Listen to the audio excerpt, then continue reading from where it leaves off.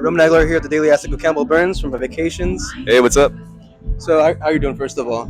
Yeah, I'm good. I'm good. I'm Good. well. How about yourself? Good, I'm doing good, thank you. Lovely. Just finished the set here at Wonderfront. That's true.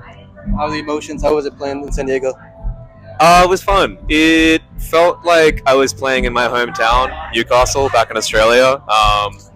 Because of all of like the coastal kind of backdrop, all the ships coming into the harbor Yeah. and everything. It's really, really beautiful. I felt like I was home in a weird way.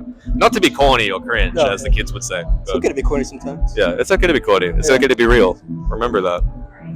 Now, you just played from Utah with the Yeah, Big Kill Me Festival. Court. Yeah. How was that? I love that festival. That was one of the best, probably the best festival I've ever played. Just like being able to see Newater and Devo the night before, and then Beach House, Mama, Wishy, Oh my God. Youth Lagoon, Yeah. catching a glimpse of like Perfume Genius as well, and like all these other amazing artists. Yeah. Oh, of course, our friends from Atlanta, Luna Vacation. Shout out to them. Just so fun. We had such a fun time. How have you guys been holding up as far as you're going back-to-back festivals here, and as well as playing a few shows in California up north? Yeah. Have you guys been having downtime? Is just constant back and forth? Oh, this is easy. Yeah, this is nothing to you No, now. it's only this whole run is only 4 shows. It's pretty spread Yeah. out. It's not doesn't really faze me because like we started when we started touring the US, at least for context, we were doing like 6-week long tours. So that's brutal. This just feels like Yeah. a holiday or a vacation, as you would call it. Do you just know? incorporate the set list from these like next coming shows into the festival set list of what that would look like, pretty much, or just like a greatest hits set list you pretty much would be doing? We do a different set list every time. You think we would just have one set list forever, but it's always changing. I Yeah. guess just how we're feeling. And then today as well, we had some technical issues, so like we cut 2 songs and then Yeah, go from Yeah. there. Now, obviously the rise after Young has been Uh-huh, big since 2021. You've been pretty critical, honestly, about what that's been like with TikTok and how that's Oh, yeah? accelerated the career. Did you like dig up past interviews with like? I've done my research, yeah. Ah, damn! I wonder what I said. Yeah, well, you've been a little bit critical in terms of like what that looks like to a band when that's happened before, because in that kind of genre of Mm. however you want to label it, bedroom pop, indie pop, Yeah, a lot of people get locked into that. yeah. Did you ever have a moment that you feel like you were just gonna be known for that and nothing else? Yeah, because oh my god, that would have been 5 years ago. God, I just turned 30, so Yeah. I would have been 25 when Young blew up, and I wrote Young when I was 21. So that's really kind of having an existential crisis right now.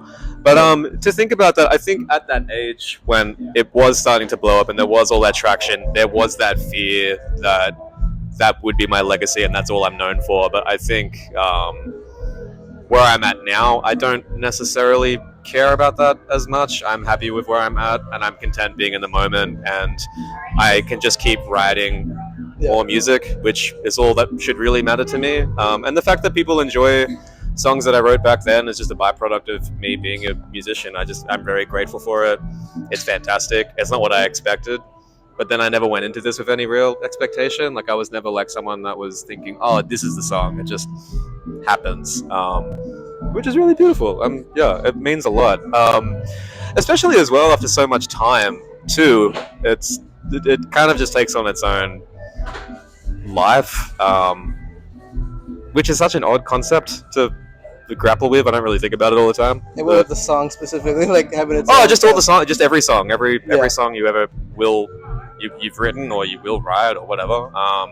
How like Young doesn't really feel like me anymore because that was like such a like the version of me that wrote that is so far in the past. It just feels like I don't know. It's like it's for everybody now. I just think that's really special. Yeah. Yeah. When your approach to social media in general, I've noticed over the past couple of years when you have social media, when you're posting, you'll kind of mix it with like a lot of memes and you're posting like for promotions. Yeah, I have stopped doing that because it did become a bit grating because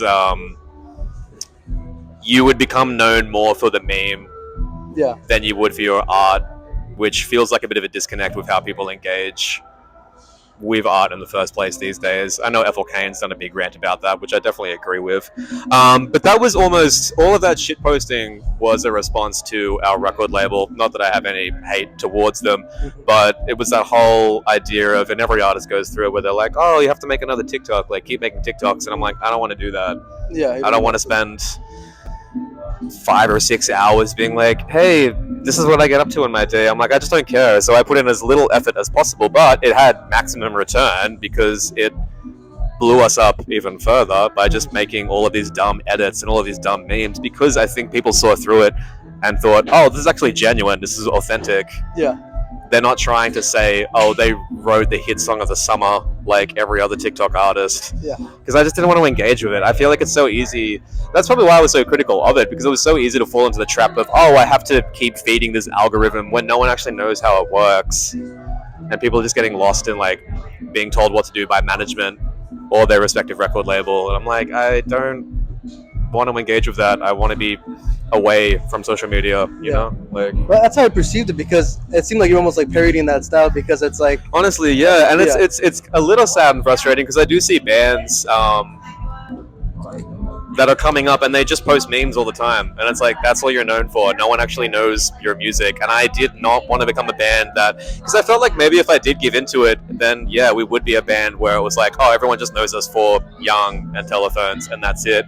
Whereas now it's more of a case of there's a whole discography there and people listen to it, and it's not like we play those songs and then everyone leaves, like I might see with other bands that came up through TikTok. It's like nice that people have connected with the music in such a way and with our presence on stage and online that it feels, again, genuine and authentic and a bit more real. So I'm ranting at this point, but no, yeah. No, it's interesting opinion, because I think so many artists, as a little bit taboo sometimes, where you just have to kind of either go with it or not be in it at all and lose some of your fan base at the same time. Yeah, that's such a weird thing. I want to turn off the internet. I think that would be great. I really want. Everyone needs to touch grass. You know, definitely. like myself included. I just want to, a little bit off topic, I guess, but I was interested in hearing about your collaboration with Teddy on the 2021 album Theodore. I know this is this is a great question. Because I mean, I think it was like that EP and then the Call Me from her, and I saw attached to that, and I was like always wondered like why, how did that happen? She's shout outs to Leah if you're watching this, because she's one of my best friends back home. Mm-hmm.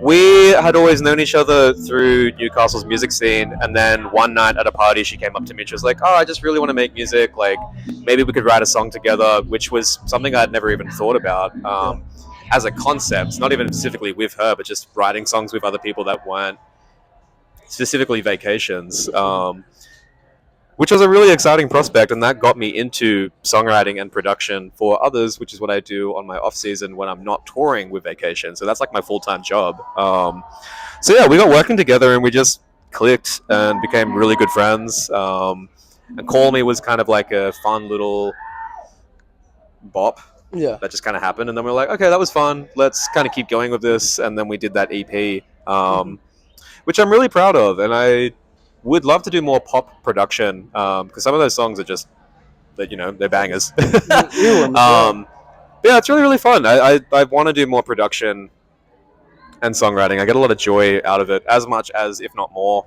than Vacations, because I just like music in general,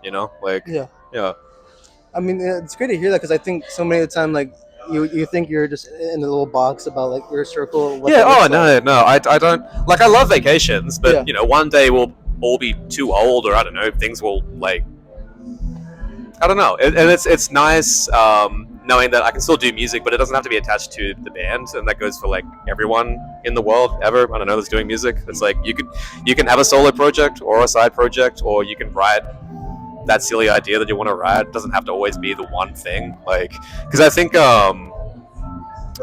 I had to work on Vacations every single day, I think I would go a little bit insane, because it's like it has a very specific style, and sometimes, and I know all of my friends that are musicians are just like the same thing. It's like sometimes I want to like get up and write something completely different. Maybe it's a death metal song, or I don't know, they want to make chiptune music or dungeon synth or something. It's just, yeah. Was that part of the reason why you drifted away from like the lo-fi sound of the early Vacation music? Just Oh, not necessarily. I had no idea what I was doing when I wrote. yeah. Well, not when I wrote it, but like when I recorded it. That's me figuring out how to record, and then things just became more refined and more polished as we got like management and a record label and a budget, and we were experimenting and trying things. I feel like the lo-fi sound's still there on the third album. It's definitely going to be there on the fourth, which I'm working on at the moment.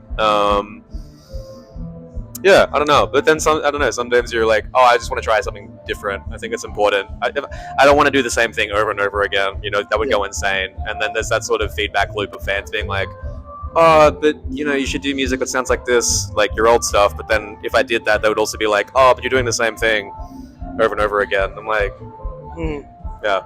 Does that ever like the idea about what bedroom pop or the labeling of music, especially with services like Spotify, where your music gets grouped into like a different lot of labels? Like there was one time I saw you were featured in a playlist of just vacation bands, like No Vacation, Beach Vacation, Luna Vacation. Luna Vacation. Yeah, we get surf rock a lot as well, which I don't understand for the life of me. I think bedroom pop has died a long time ago as well. Like I think it kind of peaked in 2016. Yeah. Through SoundCloud and YouTube, and through people like David Dean Birkenhardt.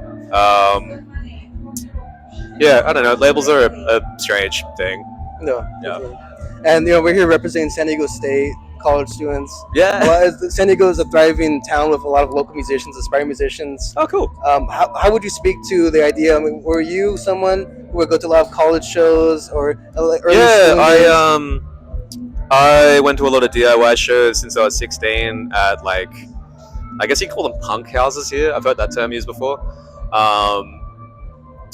Just anyone that was throwing a show, I'd always be excited to go. And there's still a part of me that still holds on to that now. I definitely am wanting to experience music a little bit less here and there as I tour and work on music all the time. Sometimes I need a little bit of a break from it. But when I was coming up, was definitely going to a lot of DIY shows and also hosting and throwing a lot of my own shows through, like, we had this collective called No-Fi back in the day. There was like me and all of my like good close friends, and we would throw like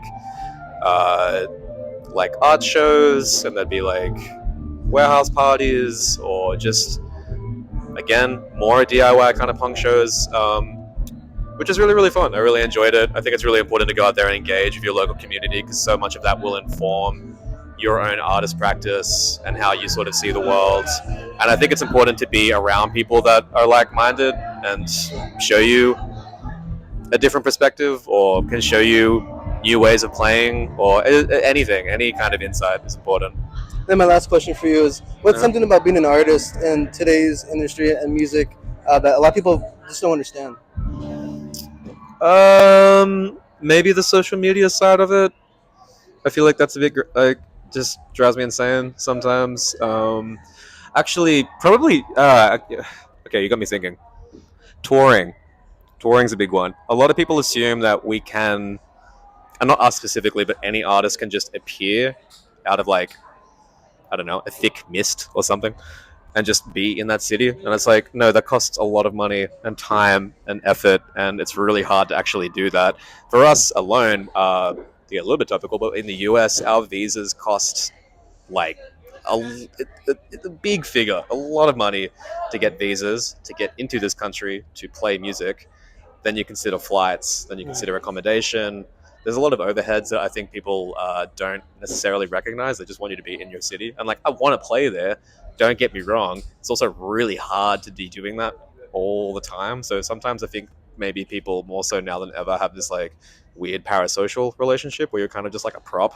Yeah. And you're just like, oh, you can just be there. You can just play for me. It's just, it doesn't work like that. Hopefully people get it one day. I don't know. I could write like an infographic, but I'm like, I don't want to do that. Yeah, of course. You know, they can figure it out. I don't know. Is there anything else you'd like to add? No, not really. Right. I'm pretty tired, but thank you so much for having me. I really appreciate it. Yeah, thank you. The world. Appreciate it.